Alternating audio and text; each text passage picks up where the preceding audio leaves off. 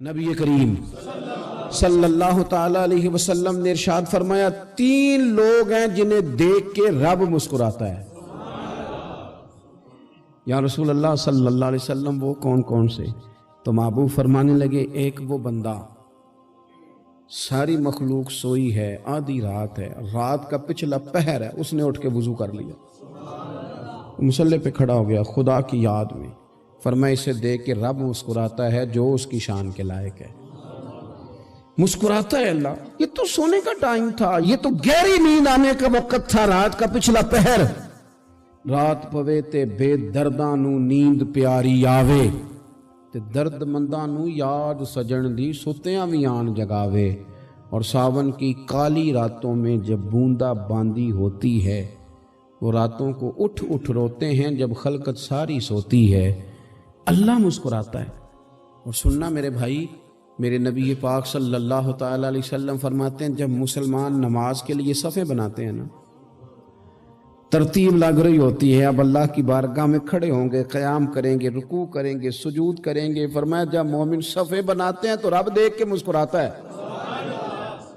مسکراتا ہے۔ کمال ہو گئے عروج بندگی کا، جب بندے کو دیکھ کے رب مسکرائے، خدا بندے سے خود پوچھے بتا تیری رضا کیا ہے، مسکراتا ہے۔ اور میرے نبی پاک علیہ السلام فرماتے ہیں جب مجاہد جہاد کے لیے صفیں سیدھی کرتے ہیں، آج تو یہ رب کے نام پہ مرنے ہی آ گئے، یہ صفوں میں کھڑے ہوں گے، ترتیب سے لڑیں گے، ترتیب سے گلا کاٹیں گے کافروں کا یا شہادت لیں گے۔ فرمایا جب جہاد کے لوگ صفیں بناتے ہیں تو رب انہیں دیکھ کے مسکراتا ہے۔ کتنے نصیبوں والا وہ بندہ ہے جسے دیکھ کے مسکرا دیا۔ او یار، کبھی تیرا بیٹا تیرے سامنے مسکرائے نا چھوٹا تو تیرا دل باغ باغ ہو جاتا ہے۔ تیری ماں بیمار کسی ایک دن صحیح طرح ہنس پڑے تو طبیعت خوش ہو جاتی۔ مجھے بتاؤ نا جس کا رب بھی اسے دیکھ کے ہنس پڑے، جو اس کی شان کے لائق ہے، کیا اس بندے کے نصیبیں ہیں، کیا اس کے مقدر ہیں۔ آپ اس مقام پر اپنے آپ کو لائیں۔ اب دیکھیں نا، یہ حدیث ہم نے سن لی، اب ہم نے نا اس طرح صفیں نہیں بنانے جس طرح ساری دنیا، اب ذرا صفیں بھی شوق سے بنائیں گے، اب ذرا تھوڑا سا شوق پیدا کریں گے، بھئی یہ تو میں وہ کام کرنے لگا ہوں جسے دیکھ کے رب مسکراتا ہے۔ نبی پاک صلی اللہ علیہ وسلم نے فرمایا جب کوئی بندہ توبہ کرتا ہے نا، ہم توبہ کا رٹا لگاتے ہیں، یا اللہ میری توبہ، یا اللہ۔ اور توبہ کا تو مطلب یہ ہے کہ پچھلے گناہوں سے پکی توبہ، آج کے بعد یہ غلطی نہ کرنے کا پکا وعدہ۔ تو نے ساری شب برات رو کے گزاری ہے، بتا سویرے جھوٹ جوڑنے کا ارادہ ہے تیرا؟ آج کے بعد رشوت تو نہیں نہ لے گا، ملاوٹ تو نہیں نہ کرے گا، یہ توبہ ہے۔ اور اگر سارے کام اسی طرح کرنے تو پھر یہ توبہ کا رٹا ہے، جتنا مرضی لگاؤ۔ حضرت علی بن ربیعہ رضی اللہ تعالیٰ عنہ فرماتے ہیں میں مولا علی کے ساتھ تھا، مقام حرہ کی طرف جا رہے تھے، حضرت علی نے ہاتھ اٹھا کے دعا مانگی ہماری تعلیم کے لیے، ورنہ حضرت علی ہم صحابہ کو محفوظ عن الخطا تو مانتے ہیں نا۔ ہاتھ اٹھا کے کہا اے اللہ ہمارے گناہ بخش دے، تیرے علاوہ کوئی معاف کرنے والا نہیں۔ اور پھر حضرت علی آسمان کی طرف دیکھا اور دیکھ کے نا حضرت علی بن ربیعہ کو تو مسکرائے۔ حضرت علی بن ربیعہ کہنے لگے حضور مسکرائے کیوں ہو؟ فرمانے لگے ایک دن میں حضور کے ساتھ اسی طرح آیا تھا، اسی طرح حضور نے دعا فرمائی تھی ہماری تعلیم کے لیے، اور پھر حضور مجھے دیکھ کے مسکرائے تھے اور فرمایا جب کوئی بندہ رب کی بارگاہ میں اس طرح استغفار کرتا ہے تو رب مسکراتا ہے، اور مسکرا کے فرماتا دیکھ لو میرے بندوں کو پتا ہے کہ میرے علاوہ معاف کرنے والا کوئی نہیں، انہیں پتا ہے، تم اس کی بارگاہ میں رجوع تو لاؤ، آؤ تو صحیح دو آنسو لے کر۔ اقبال کہتے ہیں کہ موتی سمجھ کے شان کریمی نے چن لیا، قطرے دو گرے میرے ار کے انفال کے، دو میں نے آنسو بہائے تھے تو اس کے کرم نے تو موتی سمجھ کے چن لیا۔ سنو نا حضور اس استغفار کو، اللہ کو یار رات کو توبہ کر کے سونا چاہیے ہمیں۔ کچھ غلطیاں ہم کرنا نہیں چاہتے پر ہم سے ہو جاتی ہیں، کچھ دل ہم توڑنا نہیں چاہتے پر وہ ٹوٹ جاتے ہیں، ہماری مجبوری ہوتی ہے ٹوٹ جاتے ہیں۔ رات کو اس کی بارگاہ میں ہاتھ باندھ کے کشکول طلب دراز کر کے خوب استغفار پڑھنا چاہیے کہ مالک بندے ہیں نا کیا کریں، نفس کا ساتھ ہے، دنیا کا ساتھ ہے، خواہشات نفسانیہ، مالک معاف کر دے، درد سے توبہ، رسم نہ ہو، کہانی نہ ہو، लफ्ज ना हो, जुमले ना हो, और जनाब ऐसे लोगों के बीच बड़े हाथ बांध के और बड़ा कोई जरूरत नहीं। आप अकेले अपनी चारपाई पे बिस्तर के अंदर मुंह दे के भी दर्द से कहेंगे ना माफ कर दे, तो वो तो मेहरबानी बड़ा है।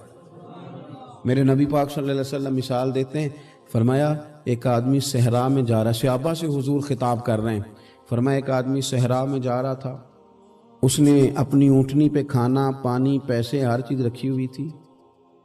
सहरा था बहुत बड़ा, दरमियान सहरा के गया तो थोड़ा सा सस्ताने के लिए, आराम करने के लिए ऊँटनी से नीचे उतरा। अब उसने ऊँटनी की लगाम, ऊँटनी की नकेल अपने सरहाने के नीचे रखी, हाथ के साथ पकड़ी और सो गया। थोड़ी ही देर के बाद जब उसकी आंख खुली तो देखा ऊँटनी गायब है।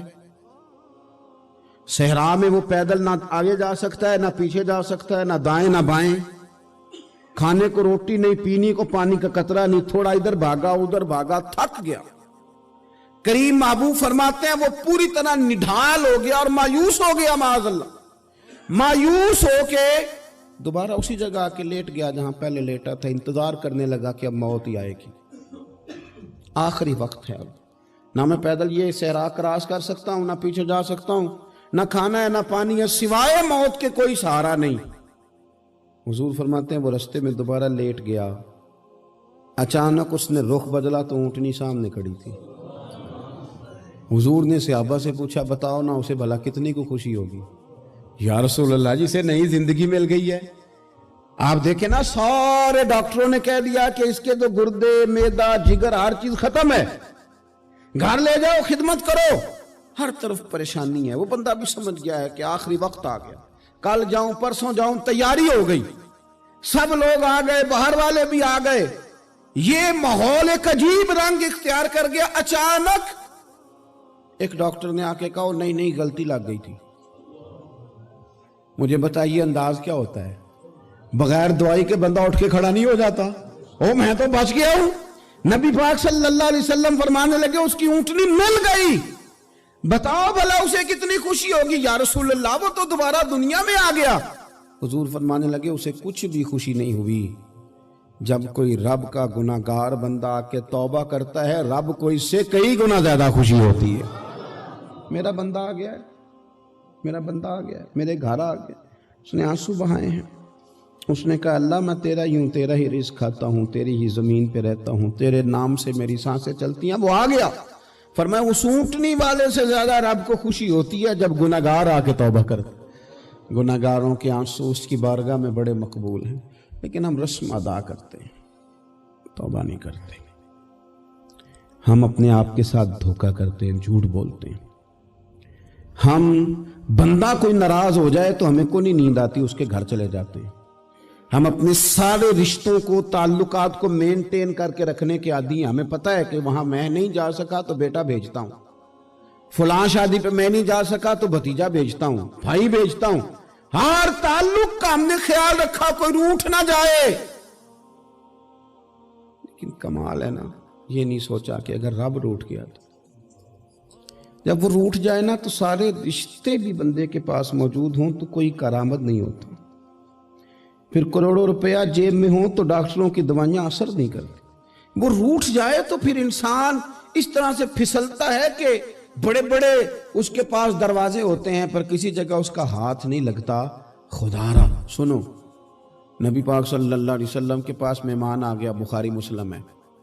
हुजूर ने अज़वाज मुतहरात के घरों में पैगाम भेजा, कुछ चीज़ है ज़ियाफ़त के लिए। या रसूलल्लाह कुछ भी नहीं, ये दो जहां के शाह हैं और पास कुछ रखते नहीं, दो जहां की नेमतें हैं, इनके खाली हाथ में।